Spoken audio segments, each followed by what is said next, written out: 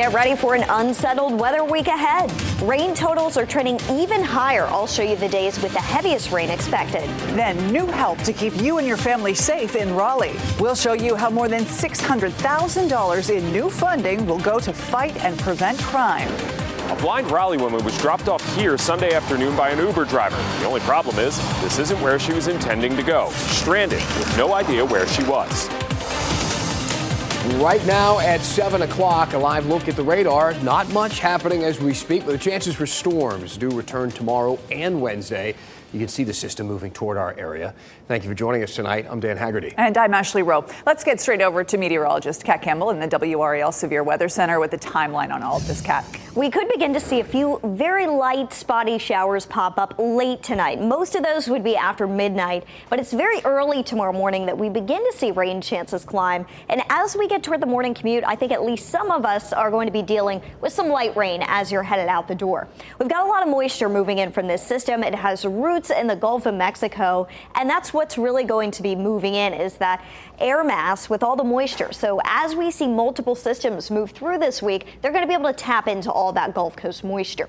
We could also see an isolated severe storm tomorrow. That chance is mainly in our southern counties. It's a level 1 risk, so a low-end threat. Wednesday is when I think we'll have the better chance of some storms firing up, primarily in our eastern counties. And I'll have a closer look at tomorrow's rain timeline, hour by hour, coming up. All right, Kat, thank you.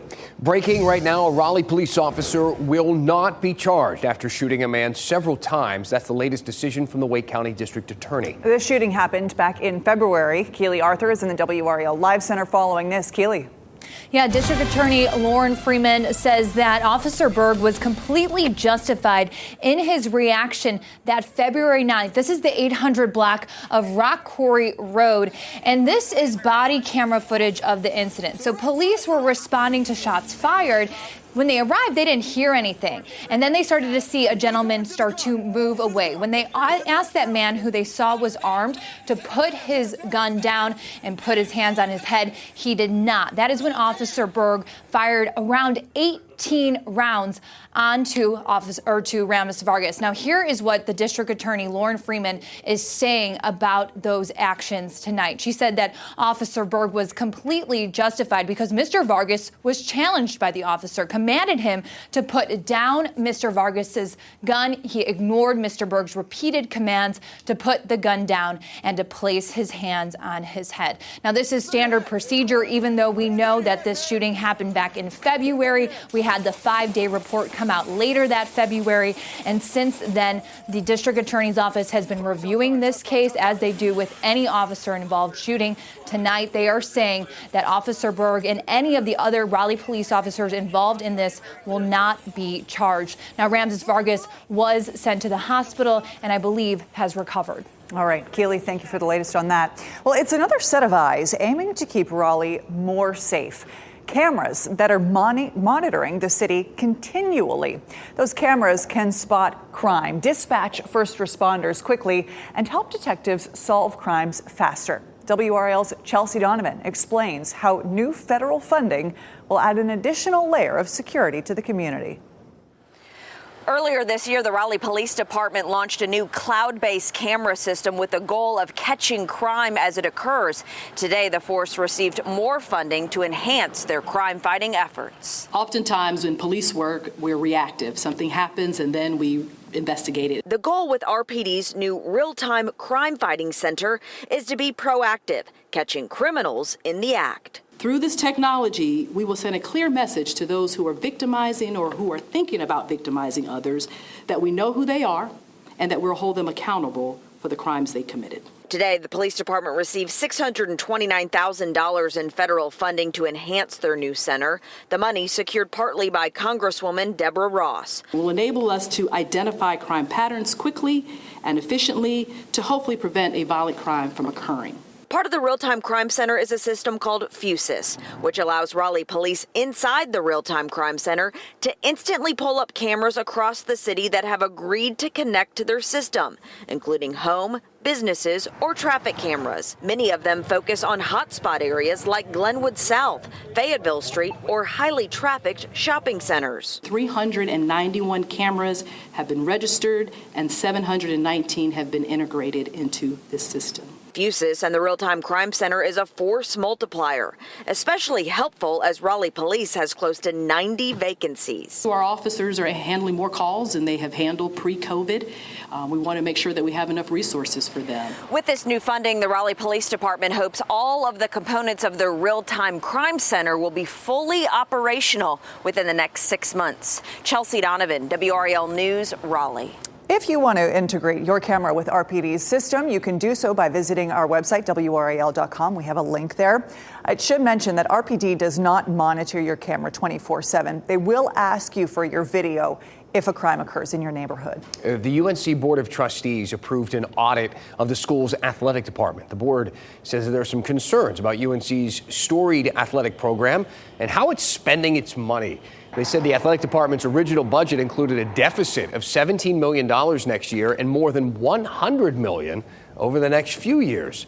The board's been critical of long-term athletic director Bubba Cunningham in the past. They plan to meet about athletics in closed sessions during its meetings Wednesday and Thursday.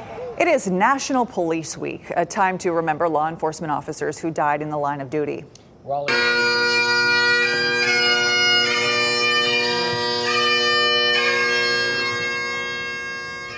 Raleigh's Hayes Barton Baptist Church hosted a ceremony to honor Wake County officers. The service included the recognition of families who lost loved ones in service to their communities. Buildings and towers across the area will be lit blue to celebrate those who wear the badge. The WRAL tower will be one of them. It's going to light up in a dark shade of blue tonight. Raleigh Police Chief Estella Patterson and the Raleigh Police Department's Foundation Chair will be at WRAL tonight as we light our tower. That's going to happen in a little less than an hour at 8 o'clock. Tomorrow, voters will go to the polls to decide runoff elections for 3 Republican races. Those are the races for Lieutenant Governor, State Auditor, and the 13th Congressional District. In Orange County, the 3rd seat on the School Board of Education will also be decided. But something to keep in mind, you may see the name of a candidate on your ballot who is actually no longer running. In the 13th congressional runoff, candidate Kelly Daughtry has withdrawn. And in the Orange County Board of Elections runoff, Jennifer Moore has withdrawn. They both withdrew after the ballots were printed. The ballots had already gone out in both of these situations, so that process will continue. Those votes will be counted. If those individuals happen to be the top vote getters, then we'll address that with them and how they choose to continue. Wouldn't that be interesting? Polls are open from 6:30 to 7:30 p.m. tomorrow, 6:30 a.m. to 7:30 p.m. For a full list of who is running, where you can vote, and what to take with you, check out the voter guide on WRAL.com. And after the polls close, you can find the results on air or online with result analysis on our late news at 10 and 11. Happening right now, the Durham County Manager will present her proposed budget. The presentation will be part of tonight's County Commissioners meeting. It was scheduled to start minutes ago at 7 o'clock. You can watch from home on the county's YouTube channel or the Durham Television Network. Getting lost can be unsettling for anyone, but imagine if you couldn't see anything around you. That is what happened to a blind Raleigh woman after she says an Uber driver intentionally left her at the wrong location. WRAL's Sean Gallagher spoke to her today about this terrifying ordeal. And you cannot see your surroundings. You have no earthly clue where you are. It's jarring. It's terrifying to the mind. Camille Richardson is used to finding her own way. Oh, you can walk backwards. You go ahead on. She's been blind since birth and takes pride in it. I'm very independent, so, I live independently, I travel independently. That is until Sunday afternoon. I never felt as alone and as vulnerable as I did yesterday. Richardson needed to go to this Verizon store to get a new phone. A PhD student at UNC was involved in a story that was recently named a Pulitzer Prize finalist for exposing the horrible suffering some of our U.S. military veterans are facing and the questions over how the Department of Defense is responding. It all centers around this: artillery rounds being blasted from powerful long-range cannons. This is video of our U.S. military troops blasting artillery rounds in Iraq. I'm about to play you video from Mosul in 2017, and I want you to pay attention to how close these service members are to the powerful long-range cannons when it blasts. Like your belly! No one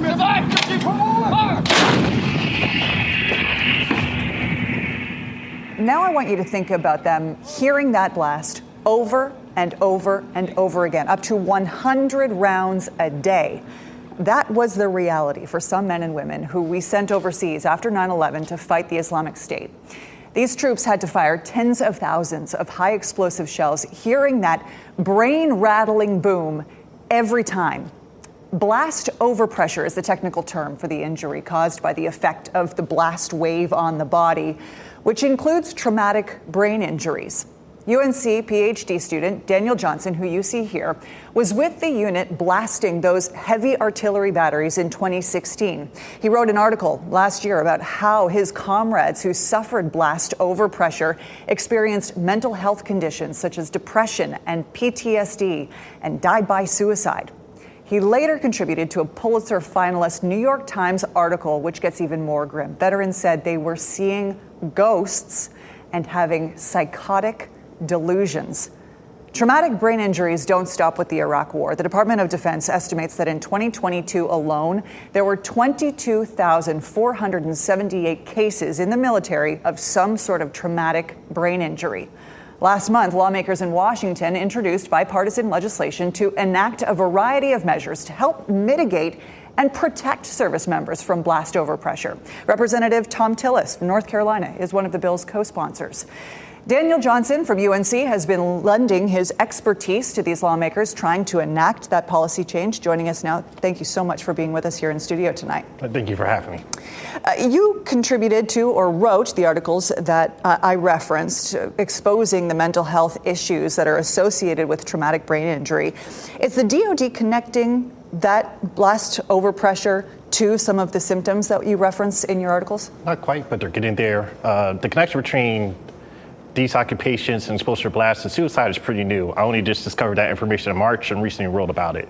And it's really important for a state like North Carolina due to our large veterans population and the fact that thousands of service members in these occupations are stationed at Fort Liberty and Camp Lejeune. Right. And it's a massive, massive issue. We're talking upwards of 10, 20, maybe 30,000 troops in the U.S. Army alone who are at risk. Yeah, a year, right? I mean, the numbers are striking. And we know that there have been efforts by Congress before to force the Pentagon to really address this, improve its monitoring of our service members who suffered traumatic brain injuries. You say in your reporting that those efforts really didn't go very far. No.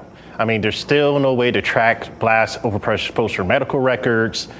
Equipment that can monitor blast overpressure is still not being issued widely to units, and there's still lack of policies and regulations throughout the DoD. One of the big issues here is that if we want to prevent this from happening to the next generation of service members, like what happened to me and my friends, these things have to happen. Yeah. And that's part of the reason why I started writing these articles. Yeah, no kidding. And they're clearly getting attention. Senator Elizabeth Warren has introduced legislation. It's received a whole bunch of bipartisan support. That was just issued last month. Where do things stand with this legislation? And maybe tell us what it's all about, because I know that you have been intimately involved in educating some of these lawmakers about blast overpressure and a lot of the injuries that are associated with it. The legislation as it stands now should be in this year's National Defense Authorization Act, which is important because this act has been passed every year for the past 70 to 75 years. Really what it calls for is for blast exposure to be tracked in troops' medical histories, for more training of DoD medical professionals to identify these injuries, is for people in these occupations like artillery to be notified of these risks. So one more time, just tell us again, so this legislation is likely to be in the Defense Reauthorization Act, is that what it's called? Yes, the National Defense Authorization Act. And that is pretty much consistently, from your research, consistently approved in Congress. So we're likely to see some more pressure, but will it actually get picked up in the Pentagon, and will it actually, enact change? Are you optimistic? I think with news coverage about the issue in the past year, the Pentagon has changed lots of policies. Public awareness will help this change actually be followed and enacted. Daniel Johnson, thank you so much for all of your reporting, and congratulations contributing to a Pulitzer finalist article. Thank you. Dan? Journalism at its finest. Really, really well done. Great work. A North Carolina-based organization is sending aid now to part of Brazil hit very hard by flooding. Southern Brazil has seen weeks of overwhelming rain and flooding. Officials there say at least 147 people have died, more than 800 injured. More than 500,000 people have been displaced from their homes. Samaritan's Purse, based in Boone, shipped 45 tons of aid to the region, and over the weekend they flew out water filters, blankets, hygiene kits, lights, and so much more. They're battling a lot down there. Kat Campbell joining us now. So back here at home, beautiful past couple of days. Gorgeous Mother's Day weekend. We do have a little rain coming our way. We got some rain coming our way. We can't hold on to that weather forever, but at least we got it during the weekend. You know, if it's got to rain, at least it's during the week. The grass looks pretty healthy here in Zebulon. This is a live look here at the historic town hall. You can see if you look closely, the goose walking through the field right there. It's been a nice day today. We did see a lot of clouds move in, but that all begins to change tomorrow. We've got quite a bit of rain on the way, and then we've got more on the way for the remainder of the week, really. Just through Wednesday night, we're looking at ½ an inch to an inch of rain likely across much of the triangle, and then we've got more opportunities for rain after that.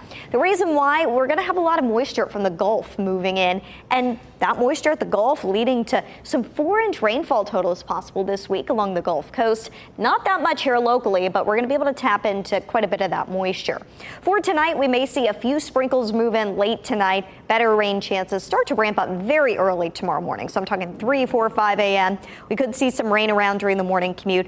I don't think that the radar is going to be covered this much in rain, though. I think it's going to be light and patchy rain that we would see for the morning commute. And then as we get toward the midday hours and afternoon, we'll start to see some pockets of heavier rain develop, even a thunderstorm possible, leaving in that chance of some scattered thunderstorms and rain through after sunset tomorrow night. And then we should get a little bit of a break from the rain after that. As for the severe weather threat, it's not very widespread for us tomorrow. It's a low-end chance in our southern counties. That includes Fayetteville, though, Southern Pines, Rayford included in this, and it extends down to the coast toward Wilmington. If you look at our rain chances this week, you don't need to do any watering for your grass or your garden. We've got a 100% chance of rain tomorrow. I'm confident that we're all going to see rain tomorrow. A little less confident in the time frames with the most widespread rain. So stay tuned for updates throughout the day, but have your umbrella. It's a 60% chance of some afternoon and evening showers and storms on Wednesday. A little bit of a dip in rain chances Thursday and during the day Friday, but Friday night into Saturday we should see some more rain moving in. The morning commute forecast tomorrow, rain chances really ramp up by the late morning hours. And as we look at after school practices, I think you're going to need to utilize your indoor backup plan for any outdoor sports. We've got a pretty good chance of some rain around the area. Over the next 7 days, we're holding on to some near normal temperatures during the work week, but as we get into the weekend and early next week, highs are likely to climb back into the mid-80s again. It's unsettled during the week, and Saturday we will have a chance for some scattered thunderstorms. At this point, it looks like about a 40% chance. Sunday looks dry with more sunshine. We've got a lot of activities going on outdoors this upcoming weekend, so we'll keep you up to date as we get closer to the weekend with more specifics on Saturday's rain chances. All right. Thanks, Kat. As summer approaches and more people head to the beach, state officials are lowering speed limits in certain areas. The move to slow down drivers and where it's happening.